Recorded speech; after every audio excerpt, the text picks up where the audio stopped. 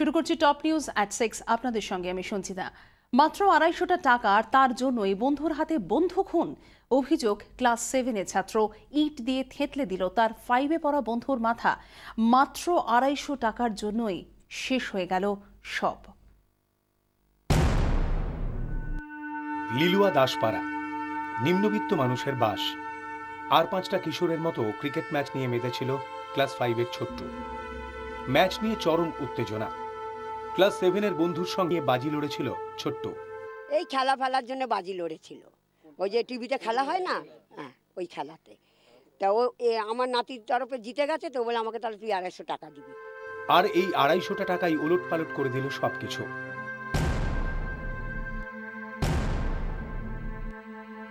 বাজি জিতে যায় ছোট্টু পাসওয়ান, তবে টাকা দিতে রাজি হয়নি তার বন্ধু। অভিযোগ, বৃহস্পতিবার আম পাড়তে দাসপাড়ে দিয়ে একটি বাগানে যায় দুজনে। সেখানেই বচসা চরমে ওঠে দুই কিশোরের। ক্লাস 7-এর ছেলেটি ইট দিয়ে থেতলে দেয় তার ক্লাস 5-এ পড়া বন্ধুর মাথা। দাবি, এরপর পাশের জলাজমিতে পানা দিয়ে ছোট্টুর দেহ ঢেকে রেখে পালিয়ে আসে তার বন্ধু। দুজনেই আম পাড়ার নাম করে বাড়ি থেকে বেরিয়ে এই বাগানেই এসেছিল এবং সেখানেই দুজনের মধ্যে কথা কাটাকাটি হয়। তারপর এক কিশোর অন্য কিশোরকে ইট দিয়ে থেতলে নৃশংসভাবে খুন করে এখানে গাছপালা চাপা দিয়ে রেখে দেয়। গোটা ইট দিয়ে এখানে মেরেছে, অজ্ঞান হয়ে গেছে। অজ্ঞান হতেই আবার নাকি জঙ্গলের ভিতরে নিয়ে গেছে, নিয়ে গিয়ে ইট দিয়ে পুরো মুখটাকে থিতো করেছে, থিতো করে ওই জঙ্গলের মধ্যে পুরো মেরে ঢুকিয়ে দিয়েছে। বহু খোঁজের পর শনিবার উদ্ধার হয় ছোট্টুর দেহ। তদন্তে নেমে পুলিশ জানতে পারে তার বন্ধুর কথা। ক্লাস 7-এর সেই ছাত্রও স্বীকার করে নিয়েছে খুনের কথা। ঘটনার পর থেকে থমকে আছে দাসপাড়া। এমন পরিণতি, তাও মাত্র কয়েকটা টাকার জন্য। 24 ঘন্টার জন্য ক্যামেরায় অরিন মুখার্জির সঙ্গে দেবব্রত ঘোষের রিপোর্ট, হাওড়া। কৃষ্ণনগরের পর লিলুয়া, সামান্য কয়েকটি টাকার জন্য বন্ধুকে নৃশংসভাবে খুন কিশোরের। কেন এই প্রবণতা, কি বলছেন মনোবিদ থেকে সমাজতত্ত্ববিদরা? দেখুন এ কোন কৈশোর, সন্ধ্যে 7টায়। পরে খবরে চোখ রাখছি নিমতার এমবি রোডে কলেজ মোড়ের কাছে খাবারের দোকানে বিস্ফোরণ। বন্ধ দোকানে বিস্ফোরণের তীব্রতা এতটাই ছিল যে দোকানের চাল উড়ে যায়। শাটার ভেঙে সামনের একটি দোকানে গিয়ে লাগে এবং এই ঘটনায় আহত হয়েছেন 2 পথচারী। আমরা কথা বলবো, স্থানীয়রা কি বলছেন আমরা শুনে নেব। প্রথমে সিলিন্ডার কিনা সেটা কেন এত বড় বাস্ট দেখা যাচ্ছে, আপনার শাটার উড়ে গেছে, দোকানের চালা উড়ে গেছে দোকানের। Kamarhati fire station, north Barrackpore fire station, Madhyamgram fire station, 3 জায়গা থেকে আমরা অফিসাররা এসেছিলাম। 2 জন ইনজিওর্ড হয়েছে। তো মেয়েটি যে তার ইনজুরিটা খুব মারাত্মক, কারণ ভদ্রলোককে ওরা ফার্স্ট এড করে অবজারভেশনে রেখেছে, তারপরে বোধহয় ওরা ছেড়েও দিয়েছে। আর মেয়েটিকে ওরা হায়ার সেন্টারে রেফার করেছে, কারণ তার স্কাল্পে বিশাল ইনজুরি, হ্যাঁ, ওর অনেকগুলো স্টিচ পড়েছে। দমকল কর্মী কি বললেন আমরা শুনলাম। আমরা চলে যাব, আমাদের প্রতিনিধি অনন্ত চট্টোপাধ্যায় আমাদের সঙ্গে রয়েছেন এই মুহূর্তে টেলিফোন লাইনে। অনন্ত, এখনো পর্যন্ত কি স্পষ্ট হয়েছে বিস্ফোরণ ঠিক কি কারণে?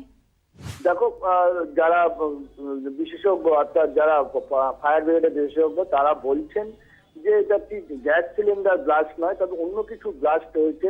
কি ধরনের ব্লাস্ট তারা এখনো বুঝে উঠতে পারেনি, তবে তারা তদন্ত শুরু করেছে এবং নিমতা থানার পুলিশও তদন্ত শুরু করেছে।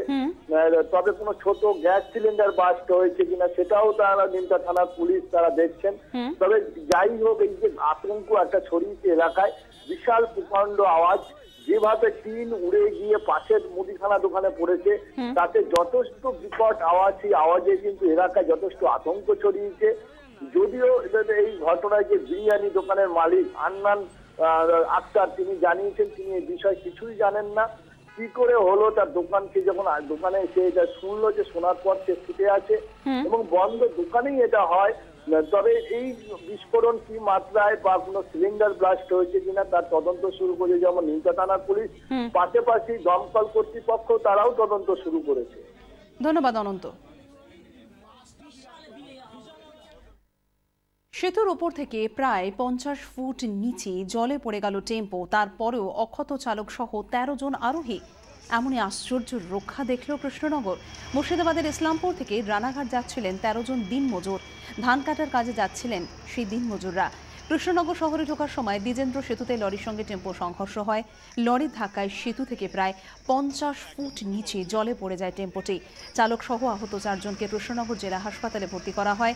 বাকিদের প্রাথমিক চিকিৎসার পর ছেড়ে দেওয়া হয়। পুলিশের প্রাথমিক অনুমান চালক ঘুমিয়ে পড়াতেই এই দুর্ঘটনা।